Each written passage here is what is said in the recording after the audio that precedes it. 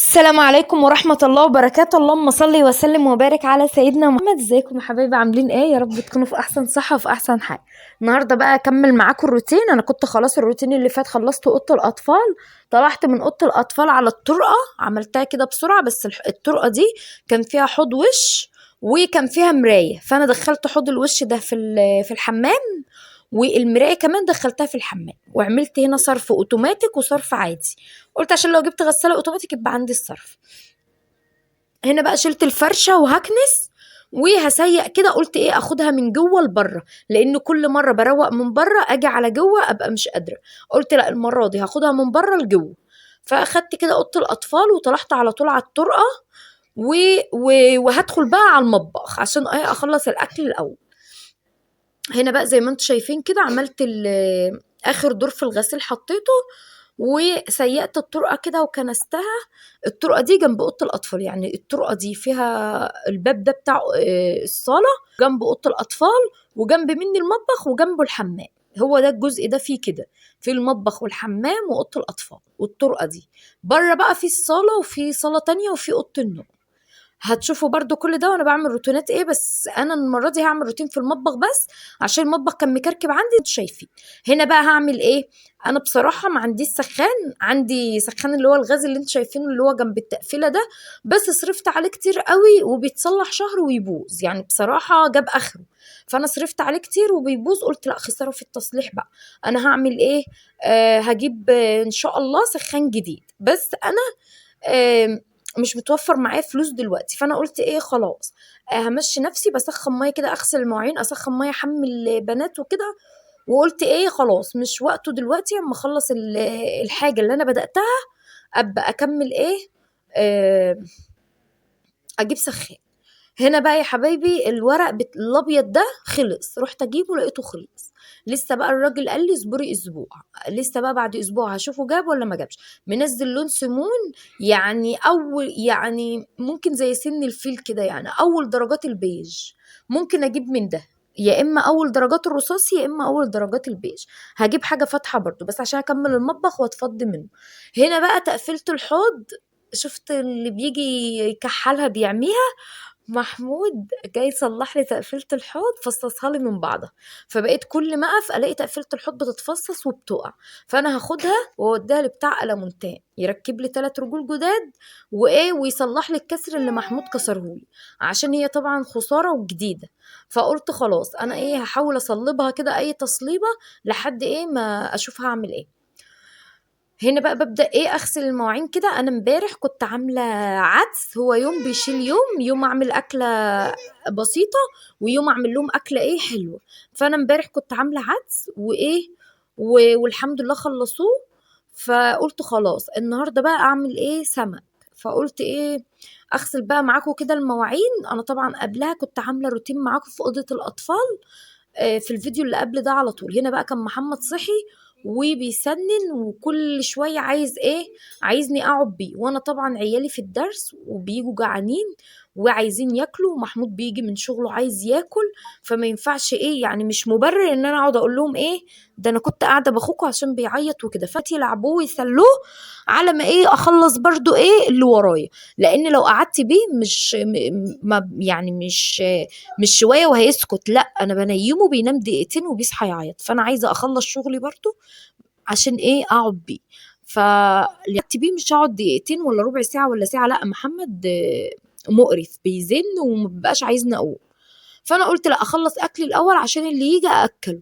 فهنا بقى ايه انا منضفه سمك في التلاجة ولحمه وكده وحاجات من دي، بنضفهم وكبده وحاجات على الاكل على طول. بصراحه الموضوع ده مريحني جدا جدا، بدل ما كنت بحتار هناكله ايه وانزل اجيب ايه ومش عارف ايه. لا الموضوع ده مريحني قوي، بالذات ان الحاجه نظيفه ومتنضفه. ففي ثانيه بعلق على شويه الرز او شويه المكرونه واطلع كيس كبده او كيس سمك او كيس لحمه واعمل اي حاجه من الحاجات دي، بتبقى اكل سهل جدا. السمك اللي هتشوفوه دوت انا كنت جايباه قلي، عملت منه كيسين قلي وكيس شوي.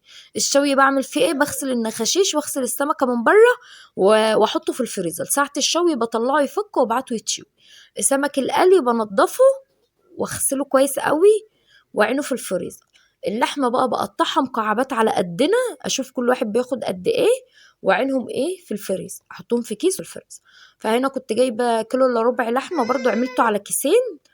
فبجيب حاجات وبعينها. انا بصراحه مش بجيب لحمه اللي هي الطازه دي خالص، قليل قوي لما نبقى عايزين نشرب ايه شوربه لحمه بجيب. إيه يعني ساعات قليل قوي اجيب نص لحمه اللي هي بتعمل شوربه دي، لكن أنا بجيب لحمه مجمده من حد لحمته حلوه، بعملها على بسله، بعملها على فاصوليا، على لوبيا، بيحبوها بتبقى جميله قوي. بجيبها بيبقى الكيلو ب180، فجبت كيلو الا ربع وعملته على مرتين، لان احنا ما شاء الله كنت الاول لو جبت ربع كيلو بيكفينا ويفيد. دلوقتي ما شاء الله فبقى مريم بتاكل وبقت ملك بتاكل، فما شاء الله الربع كيلو ما عادش بيكفي، فبقيت بزود شويه.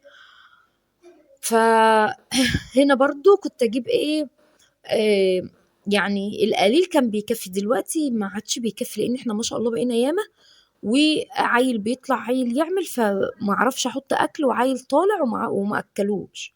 لا لازم البيت كله يعني ناكل عادي. هنا بقى ايه بكتر في الرز شويه، لما يفيض بحطه في التلاجة ما بيجراش حاجه، تاني مره بسخنه بيبقى زي العسل.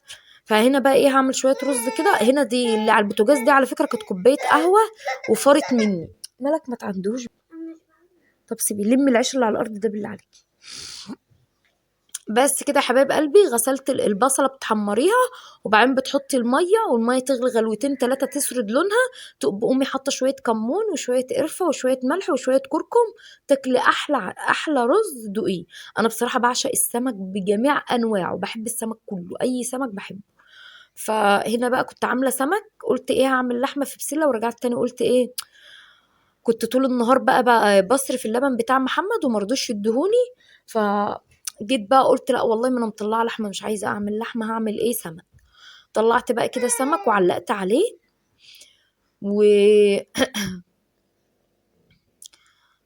بقى بصوا اليوم ده انا كنت جبت اخري والله العظيم، كل يوم بتعب مش اليوم ده بس انا بزعل ان انا ما كملتش المطبخ. يعني المطبخ كان عايز كمان حوالي 5 ورقات، كان عايز كمان 5 ورقات.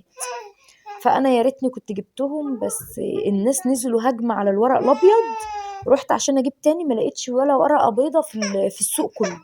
فباذن الله كلمت الراجل قال لي بالظبط اسبوع وهجيب لك. قلت له ايه خلاص ماشي. ايه مالك بالله عليك. هنا بقى يا حبايبي زي ما انتم شايفين كده ببدا ايه اغسل اول باول كده. هنا قلت خلاص بقى اسخن ميه عشان ايه احمي ايه عيالي وكده. فقلت ايه بالمره محمد بيسنن وربنا يا ربي يهدهولي، مقريف خالص وبيعيط كتير الحمد لله. هو اشيله واختي تشيله وابوي يشيله مفيش فايده الحمد لله يا رب. انا رحت هنا بقى زي ما انتم شايفين غسلت الحوض كده وصلبت التقفيله على ما اوديها لحد يعملها لي. وبدات بقى ايه علقت على الميه كده وعلقت على الرز. هنا بقى ايه هبدا اتبل السمك.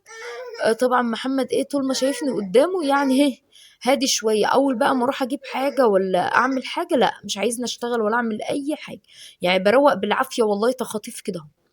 هبدا بقى ايه اعمل تتبيله السمك، بحط توم على شطه على كمون على ليمون على ملح، واتبل السمك من بره ومن جوه واسيبه ايه 10 دقايق ربع ساعه كده، واحمره في الزيت. بحط نار عاليه واقلبه على الوشين، وبعدين اوطي النار واسيبه بقى ايه يتلدم مع نفسه خالص. بس كده يا حبايبي ربنا يوفق الجميع يا رب ويسعد قلوبكم جميعا. آه هنا بقى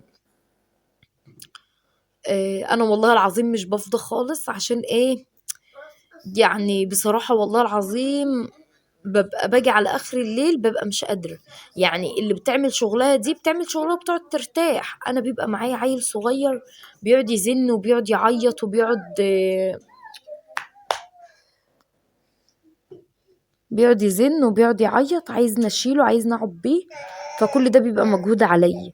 فانا ايه يعني انا خلصت المطبخ، شوف المطبخ كان عامل ازاي. على ما خلصته وعملت الاكل طلعت روقت الصاله وروقت الصاله التانية ودخلت على اوضه النوم روقتها، ورجعت نزلت تاني رحت مشوار وجيت.